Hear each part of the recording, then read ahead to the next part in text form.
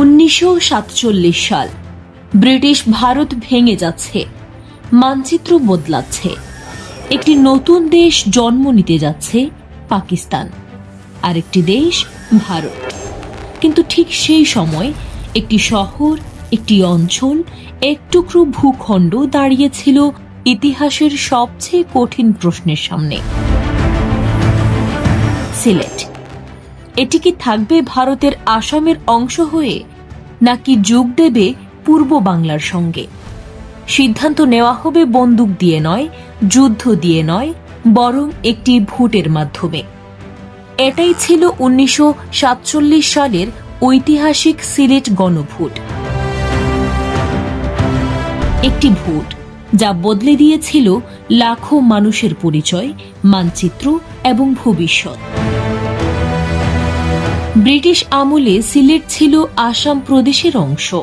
যদিও ভাষা, সংস্কৃতি ও ঐতিহ্যের দিক থেকে সিলেটের মানুষের সঙ্গে বাংলার সম্পর্ক ছিল গভীর। 1874 সালে ব্রিটিশরা প্রশাসনিক সুবিধার জন্য সিলেটকে বাংলার বদলে আসামের সঙ্গে যুক্ত করে। কিন্তু সময়ের সঙ্গে সঙ্গে প্রশ্ন উঠতে থাকে, সিলেট কি সত্যিই আসামের অংশ থাকতে চায়? এরপর আসে 1947 সাল। ব্রিটিশরা ভারত ভাগের সিদ্ধান্ত নেয়। ধর্মের ভিত্তিতে তৈরি হবে দুটি দেশ, ভারত এবং পাকিস্তান। সে সময় সিলেট ছিল মুসলিম সংখ্যাগরিষ্ঠ এলাকা, তাই সিদ্ধান্ত হয় এখানে একটি গণভোট হবে। মানুষ নিজেরাই ঠিক করবে তারা কোথায় যেতে চায়।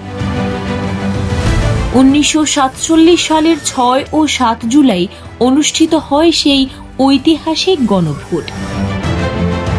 সেদিন সিলেটের মানুষ শুধু ভোট দিতে যায়নি, তারা গিয়েছিল নিজেদের ভবিষ্যৎ নির্ধারণ করতে। গ্রামে গ্রামে উত্তেজনা, চায়ের দোকানে বিতর্ক, মসজিদ, মন্দির, বাজার, সর্বত্র একটাই আলোচনা, সিলেট কোথায় যাবে। একদিকে ছিল ভারত, অন্যদিকে পূর্ব বাংলা, ভবিষ্যতের পূর্ব পাকিস্তান। অনেকের কাছে এটি ছিল ধর্মীয় পরিচয়ের প্রশ্ন, আবার অনেকের কাছে ভাষা ও সংস্কৃতির প্রশ্ন। গণভোটে মোট প্রায় 5,46,000 ভোটারের মধ্যে অংশ নেয় বিপুল সংখ্যক মানুষ। ফলাফল আসে প্রায় 2,39,000 মানুষ ভোট দেয় পূর্ব বাংলার পক্ষে, আর প্রায় 1,84,000 মানুষ ভোট দেয় আসামের সঙ্গে থাকার পক্ষে। অর্থাৎ সংখ্যাগরিষ্ঠ মানুষ চেয়েছিল সিলেট পূর্ব বাংলার অংশ হোক। কিন্তু এখানেই শেষ হয়নি গল্প, কারণ মানচিত্র আঁকার দায়িত্ব ছিল রেডক্লিফ কমিশনের হাতে।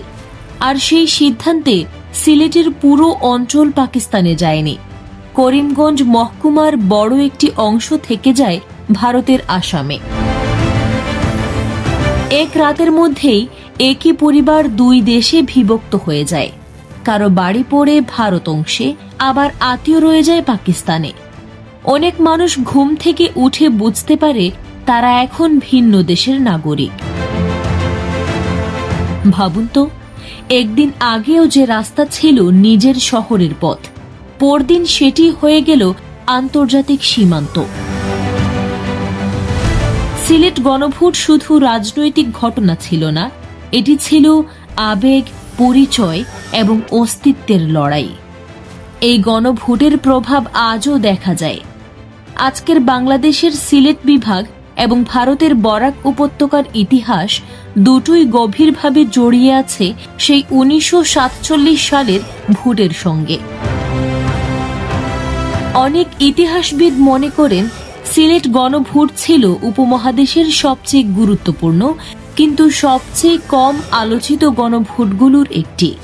কারণ এই একটি সিদ্ধান্ত বদলে দিয়েছিল উত্তর পূর্ব মহাদেশের রাজনৈতিক ও সাংস্কৃতিক বাস্তবতা।